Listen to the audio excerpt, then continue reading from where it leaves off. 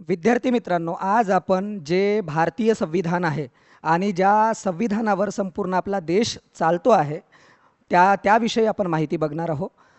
यावर्षी म्हणजे काही दिवसापूर्वीच महाराष्ट्र शासनाने एक परिपत्रक आणलं आणि त्या परिपत्रकाच्या माध्यमातून म्हणजे जी-आरच्या माध्यमातून घर घर संविधान हा उपक्रम आता राबवला जाणार आहे. आणि तो उपक्रम कुठे राबवला जाणार आहे, त्याच्याबद्दल काय नेमकी माहिती आहे आणि हा उपक्रम काय आहे, याविषयी आपण संपूर्ण माहिती बघणार आहोत. तर मी विद्यार्थी मित्र प्रवीण भिमटे तुम्हाला या संपूर्ण उपक्रमाविषयी विद्यार्थी मित्रांनो माहिती देणार आहे. तर चला बघूयात की हा उपक्रम काय आहे. तर बघा, तुम्हाला स्क्रीनवर दिसत असेल विद्यार्थी मित्रांनो की घर घर संविधान हा महाराष्ट्र शासनाने काय केला आहे, उपक्रम सुरू केलेला आहे. आणि हा कोणाच्या तर्फे राबवला जाणार आहे, तर महाराष्ट्र शासनाअंतर्गत येणारा सामाजिक न्याय व विशेष सहाय्य विभाग त्यामार्फत हा घर घर संविधान हा उपक्रम राबवला जाणार आहे. विद्यार्थी मित्रांनो, आपल्याला माहीतच आहे विद्यार्थी मित्रांनो की आपल्या भारतीय राज्यघटनेचे शिल्पकार ज्यांना म्हटलं जातं डॉक्टर बाबासाहेब आंबेडकर, त्यांनी भारतीय संविधानाची निर्मिती केली किंवा ते भारतीय संविधान जेव्हा निर्मित होत होतं त्यावेळेस ते मसुदा समितीचे म्हणजे ड्राफ्टिंग कमिटीचे अध्यक्षसुद्धा होते. यामध्ये किमान 7 सदस्य होते आणि म्हणजे लिखाण करणारे, त्याच्यापैकी बाबासाहेब हे मसुदा समितीचे अध्यक्ष होते. आणि संपूर्ण जवळपास बाबासाहेबांनीच संविधानाचं लिखाण केलं, कारण अन्य जे 6 लोक होते ते राजकारणात किंवा इतर गोष्टीमध्ये जास्त व्यस्त असल्यामुळे बाबासाहेबांना ते संपूर्ण जबाबदारी पार पाडावी लागली. आणि बाबासाहेबांनी म्हटलं, म्हणजे बाबासाहेबांना म्हणूनच आपण संविधानाचे शिल्पकार असे म्हणतो. तर बाबासाहेबांनी काय म्हटलं होतं आणि संविधानाच्या मार्फत बाबासाहेबांना काय अपेक्षित होतं, तर we are Indians firstly and lastly हे बाबासाहेबांचं विधान आहे. म्हणजे बाबासाहेब जाती धर्माच्या पंथांच्या पलीकडे जाऊन आपल्याला आपण अगोदर भारतीय आहोत असा संदेश देतात. आणि हा संदेश संपूर्ण महाराष्ट्रात रुजावा यासाठी घर घर संविधान उपक्रम महाराष्ट्र शासनाच्या एका विभागाअंतर्गत म्हणजे सामाजिक न्याय विभागाअंतर्गत राबवल्या जाणार आहे. तर आपण पुढे माहिती बघू की हा उपक्रम काय आहे. विद्यार्थी मित्रांनो, चला पुढे जाऊयात. बघा, तुम्हाला टायटल दिसतं आहे की हर घर संविधान उपक्रम म्हणजे काय आहे, संविधानाचा जागर करायचा आहे आणि या मार्फत संविधान घराघरापर्यंत पोहोचवायचं आहे. तर बघूया आपण. बघा की महाराष्ट्र शासन सामाजिक न्याय विभाग काय करणार आहे, हा उपक्रम राबवणार आहे. आणि नेमकीच भारतीय संविधान किंवा स्वातंत्र्याचं अमृत वर्ष सुरू आहे आणि संविधानही त्याच दरम्यान लागू झालं आपलं संविधान. तर 75 वर्ष संविधानात जवळपास पूर्ण होत आहेत. झाल्यानिमित्ताने अमृत महोत्सव सन 2024-25 पासून घर घर करण्याबाबत संविधान कार्यक्रम साजरा केला जाणार आहे. अशा टायटलचं म्हणजे काय आलं आहे, परिपत्रक सामाजिक न्याय विभागाकडून किंवा महाराष्ट्र शासनाकडून आलेला आहे. आता पुढे जाऊयात. तर तुम्हाला विद्यार्थी मित्रांनो माहीतच आहे की संविधान हा मागच्या निवडणुकामध्ये किंवा आताच्या निवडणुकामध्ये खूप प्रभावी विषय राहिलेला आहे. मग ते कुठलीही पार्टी असो, पण हा जो उपक्रम घेतला गेलेला आहे हा निर्णय घेतला आहे हा खूप स्तुत्यनीय उपक्रम आहे. कारण संविधानच आपल्याला आपल्या देशामध्ये हजारो जाती आहे, पंथ आहे, संप्रदाय आहेत, तरी संपूर्ण समाज हा गुण्या गोविंदाने एकत्र नांदतो आणि कसं एकसंधित संपूर्ण समाजाला भारतीय संविधान करतं. तर याविषयी हा महत्त्वपूर्ण निर्णय आहे असं मी समजलं जातो आणि म्हणूनच मी या व्हिडिओच्या माध्यमातून तुमच्या पुढे आलेलो आहे. विद्यार्थी मित्रांनो, तर बघूयात की बघा, माझा हा विषय असा आहे इंडियन पॉलिटी, त्याच्यामुळे मला माहीत आहे की 26 नोव्हेंबर 1949ला काय झालं, संविधान आपण स्वीकारलं. बरोबर आहे, स्वीकृत केलं आपण. ते घटनेच्या प्रास्ताविकेमध्ये आपण तसं बोलतो की आम्ही संविधान 26 नोव्हेंबर 1949 रोजी स्वीकृत केलं म्हणजे अंगीकृत केलं. आणि ते लागू कधी झालं, काही कलम याच दिवशी लागू झाल्या होत्या विद्यार्थी मित्रांनो, परंतु संपूर्ण कलमा संविधानाच्या किंवा संपूर्ण अनुच्छेद आपण एकदम स्टँडर्ड शब्द म्हटलं तर ते 26 जानेवारी 1949 म्हणजे 26 जानेवारी 1950 पासून काय झाली, त्याची अंमलबजावणी झाली. ठीक आहे. आणि अनेक स्तरावरून भारतीय संविधानात म्हणजे मूळ संविधानात समाजवादी आणि धर्मनिरपेक्ष हा शब्द नव्हता, परंतु लोकशाही, गणराज्य असे शब्द किंवा सामाजिक आर्थिक राजकीय न्याय किंवा सार्वभौमत्व असे शब्द भारतीय संविधानात च्या प्रास्ताविकेत आधीच होते. म्हणजे आपल्याला समाजवादी आपलं संविधान आहे किंवा धर्मनिरपेक्ष आपलं संविधान आहे. आपलं संविधान धर्माचं अस्तित्व नाकारत नाही, परंतु धर्माचं अस्तित्व नाकारत नाही, परंतु कुठल्याही धर्माला विशेष काय नाही करत, ट्रीटमेंटसुद्धा देत नाही. सर्व धर्माला काय समजते, समान समजते. म्हणून आपण धर्मनिरपेक्ष आहोत. आपण लोकशाही स्वीकारलेली आहे. गणराज्य आहे आपला, म्हणजे आपला जे राष्ट्रप्रमुख आहे तो कुठल्याही म्हणजे वंश परंपरागत जसं इंग्लंडमध्ये ते तसा नसतो. लोकांमार्फत आपल्या राष्ट्रपतीची किंवा प्रेसिडेंटची काय होते, नियुक्त होते. म्हणजेच सामाजिक, आर्थिक, राजनैतिक न्याय, विचार, अभिव्यक्ती, विश्वास, श्रद्धा, उपासना यांचे स्वातंत्र्य व दर्जाची समानता, व्यक्तीची प्रतिष्ठा आणि राष्ट्राची एकता, एकात्मता आणि बंधुत्व, हे जे मूल्य बाबासाहेबांनी संविधानाच्या माध्यमातून आपल्याला सांगितले होते, तर हे संविधानाच्या माध्यमातून लोकांपर्यंत पोचले पाहिजे. बंधुत्व म्हणजे काय, भाईचारा. बाबासाहेब म्हणत होते हा देश एक राष्ट्र तोपर्यंत होऊ शकत नाही जोपर्यंत आपल्यामध्ये बंधुत्व निर्माण होत नाही. आणि हे संविधानात केवळ देऊन आपण किती संविधानाप्रती जागृत झालो आहे हा महत्त्वाचा विषय आहे. म्हणून जो महाराष्ट्र शासनानं, सरकार कुठलीही असो, कुठल्याही विचारधारेचे असो, पण हा जो उपक्रम घेतलेला आहे हा अतिशय स्तुत्यनीय उपक्रम आहे. आणि म्हणून मी या व्हिडिओच्या माध्यमातून तुमच्यापर्यंत आलो विद्यार्थी मित्रांनो.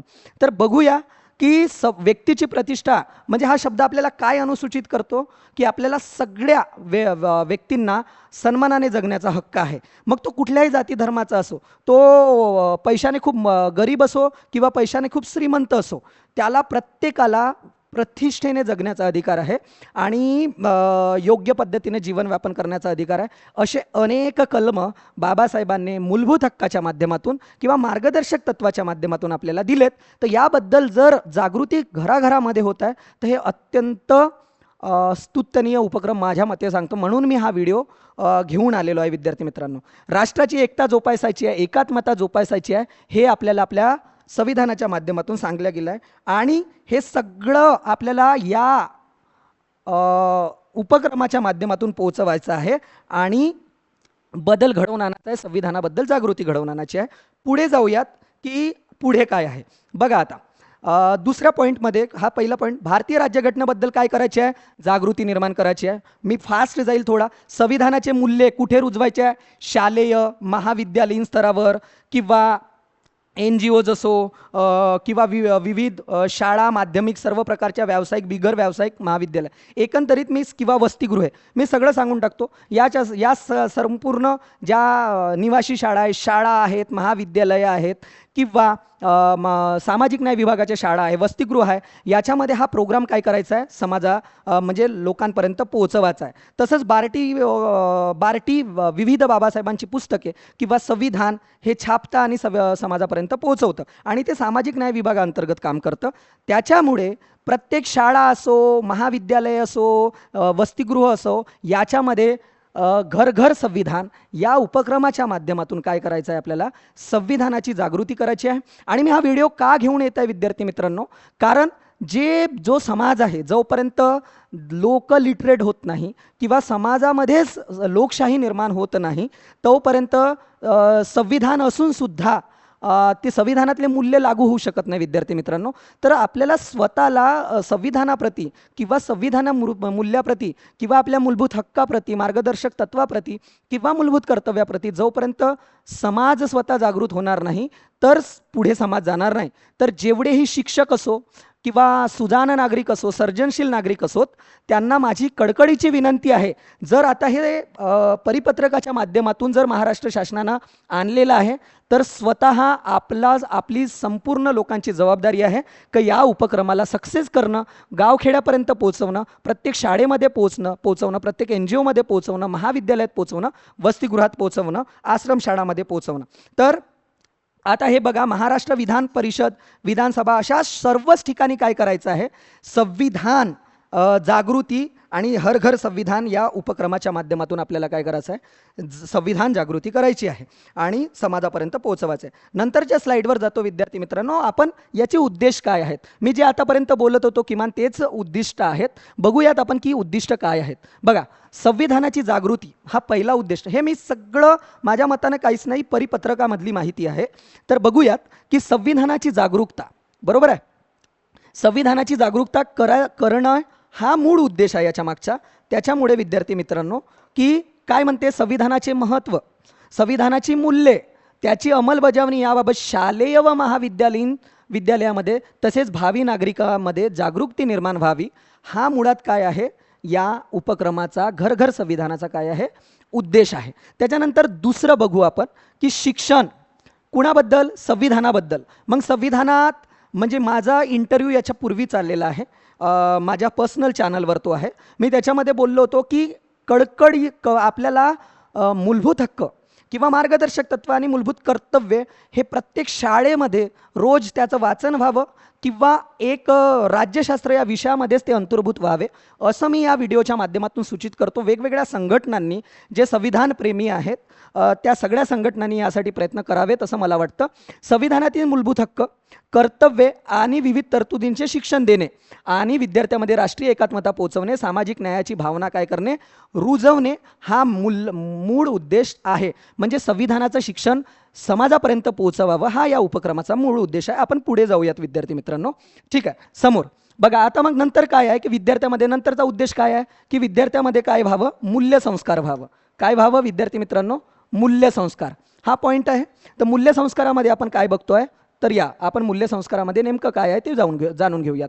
भारतीय संविधानातील समाजवादी जो आहे, समाजवादाचे मूल्य अलीकडे आपला देश जरी भांडवलशाही अर्थव्यवस्थेकडे 1991-92 मध्ये जात असला तरी पण समाजवाद वाढीस लागावा यासाठी आपल्याला प्रयत्न करायचा आहे. धर्मनिरपेक्षता, लोकशाही मूल्यांचा प्रचार करायचा आहे, ज्यामध्ये विविधतेतून एकता आणि समानता काय होईल, निर्माण होईल. बाबासाहेबांच्या जीवाभावाचा विषय होता. लोकशाही असो, धर्मनिरपेक्षता असो, एकता असो, एकात्मता असो, असं कुठलंही क्षेत्र नाही आहे ज्याच्यावर बाबासाहेब बोललेत नाही. त्याच्यामुळं समता, न्याय, स्वातंत्र्य आणि बंधुत्व हे बाबासाहेबांच्या खूप जीवाभावाचे विषय होते आणि हे समाजापर्यंत पोहोचवणं शासनाची तर जबाबदारीच आहे, परंतु प्रत्येक सुजाण नागरिकाची जबाबदारी आहे असं मी समजतो. तर मूल्यसंस्कार या माध्यमातून आपल्याला समाजापर्यंत पोहोचवायचे आहे. त्यानंतर बघूयात की सक्रिय सहभाग आहे.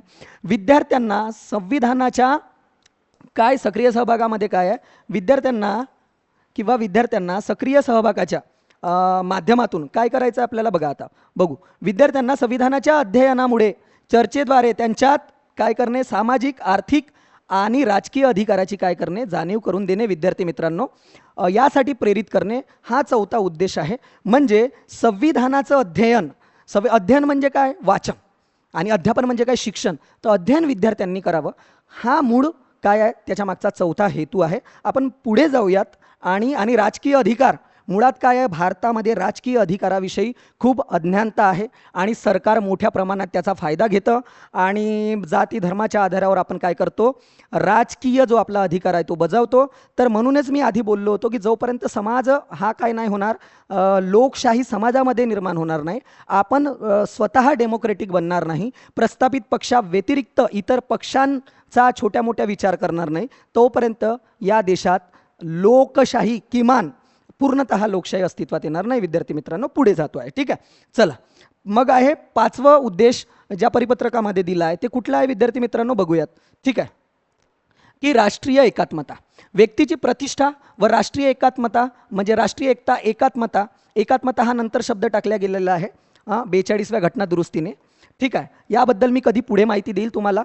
व्यक्तीची प्रतिष्ठा मी बोललो, हा शब्द म्हणजे बाबासाहेबांनी हा खूप जाणीवपूर्वक हा ह्युमन राईट्सला दर्शवतो आणि व्यक्तीची प्रतिष्ठा याच्यावर मग वेगवेगळे खटले येऊन गेले आहे. उन्नीकृष्ण खटल्यामध्ये खूप व्यापक अर्थ लावला आणि व्यक्तीची प्रतिष्ठा आणि म्हणजे व्यक्तीची प्रतिष्ठा, माणसाला सन्मानाने जीवन जगता यावं यासाठी प्रत्येक अधिकार, आता जे नवीन अधिकाराची मागणी होत आहे तर ते व्यक्तीची प्रतिष्ठा अंतर्गत येतं विद्यार्थी मित्रांनो. मग एकात्मता, बंधुत्व याचा प्रसार करायचा आहे, ज्यामुळे विद्यार्थ्यामध्ये काय होईल, राष्ट्रीय एकात्मतेची भावना बळकट होईल विद्यार्थी मित्रांनो. म्हणजेच संविधानाबद्दल संपूर्ण माहिती किंवा जे महत्त्वाचे विषय आहे त्याबद्दल समाजापर्यंत जागृती व्हावी हा आहे. आणि शाळा, महाविद्यालय असो, वसतिगृह असो, निवासी शाळा असो, आश्रमशाळा असो, यामध्ये जे प्रत्येक शिक्षक आहे, मग ते कुठलेही जाती धर्माचे असोत विद्यार्थी मित्रांनो, किंवा शिक्षकांनी, त्या सगळ्यांना मी आव्हान करू इच्छितो की संविधान वाचेल तरच आपण राहूत. मी अगोदरच बाबासाहेबांचं विधान जाणीवपूर्वक घेतलं होतं, we are Indians firstly and lastly. आपण प्रथमतः भारतीय आहोत आणि अंतमतः भारतीय आहोत हे बाबासाहेबांनी म्हटलं. तुम्ही जे आज धर्माची उपासना करता, मग ते कुठल्याही जाती धर्माचे असो, तुम्ही हिंदू, मुस्लिम, सिख, ईसाई, बौद्ध, कुठल्याही धर्माची जे तुम्हाला पुस्तक आचरण करण्याचा अधिकार आहे ते तुम्हाला संविधानच बहाल करतं. म्हणजे जर संविधान नसणार तर तुम्हाला ते धर्मही तुम्ही तो अनुसराल काय किंवा त्याचं आचरण तुम्हाला करता येईल का, हा प्रश्न असेल जेव्हा संविधान नसेल. म्हणून संविधानाचं रक्षण करणं हे आपलं मूळ कर्तव्य प्रत्येक नागरिकांचं असायला हवं. म्हणजे जो राष्ट्रीय ग्रंथ आपला आहे संविधान, त्याच्याबद्दल संपूर्ण जागृती आपल्यामध्ये असायला हवी. आणि विद्यार्थी मित्रांनो, मी हा व्हिडिओ जाणीवपूर्वक आणला. याच्यानंतर मी संविधान भान म्हणून एक सिरीज तुमच्या पुढे घेऊन येणार आहोत. त्याच्यामध्ये जे महत्त्वाचे मूलभूत हक्क, मूलभूत कर्तव्ये आणि मार्गदर्शक तत्व नागरिकत्वापासून तर पहिला भाग असो, दुसरा भाग असो, तिसरा भाग, चौथा भाग, किमान 4 भाग मी तुमच्या पुढे संविधान भान या वेबसिरीजच्या म्हणजे या सिरीजच्या माध्यमातून, सॉरी वेबसिरीज चुकीनं म्हटलं, सिरीज येईल तुम्हाला यूट्यूबवर, यूट्यूब सिरीजच्या माध्यमातून मी तुमच्या पुढे घेऊन येईल. तर विद्यार्थी मित्रांनो, असं हा घर घर संविधान काय होता, हा उपक्रम होता. तर याच्यामध्ये काय करायचं आहे परत आपण बघूयात की संविधान अमृत महोत्सव जे आपण 75 वर्ष स्वातंत्र्याला किंवा संविधान लागू झाल्याला जे आपण साजरे करतो आहोत, तर तो घर घर संविधान अंतर्गत विविध स्पर्धा आणि उपक्रम, मग याच्यामध्ये वक्तृत्व स्पर्धा असो, याच्यामध्ये भाषणाची स्पर्धा असो, चर्चा असो किंवा संविधानाची जागृती ज्या ज्या माध्यमातून होईल अशा सर्व स्पर्धाच्या माध्यमातून हा उपक्रम राबवला जाईल. आणि तो यशस्वी करणं ही समाजातल्या सामाजिक कार्यकर्ते असो, शिक्षक असो, प्राध्यापक असो, प्रत्येक शाळेचे प्राचार्य असो, त्यांची जबाबदारी आहे. त्यांना कडकडीची विनंती आहे माझ्यातर्फे की त्यांनी हा मोठ्या प्रमाणावर समाजापर्यंत म्हणजे काय करावा, व्हिडिओ पोहोचवावा. तर अशा पद्धतीनं हा उपक्रम आपण बघितला. विद्यार्थी मित्रांनो, मी विद्यार्थी मित्र प्रवीण भिमटे, माझं टेलिग्रामला चॅनल आहे किंवा यूट्यूब चॅनल आहे, टेलिग्रामला हे चॅनल आहे की तुमच्यापर्यंत व्हिडिओ यावं, तर त्याची डिस्क्रिप्शन मी तुम्हाला देईल. टेलिग्रामची डिस्क्रिप्शनसुद्धा देईल. तुम्ही त्याला जॉईन होऊ शकता आणि म्हणजे तुम्हाला नवीन नवीन व्हिडिओ येत राहतील. किंवा तुम्ही मला कुठलेही याच्यावर सजेशन्स असतील तर ते व्हॉट्सअप मॅसेजला या नंबरवर मला पाठवू शकता जर व्हिडिओ. आणि तुम्ही माझा व्हिडिओ जर तुम्हाला आवडला असेल तर लाईक करा, कमेंट करा, सबस्क्राईब करा. हा व्हिडिओ जास्तीत जास्त विद्यार्थ्यांपर्यंत पोहोचवा विद्यार्थी मित्रांनो. आणि नक्की व्हिडिओ बघा, पूर्ण बघा, तुम्हाला त्याचा नक्कीच फायदा होईल.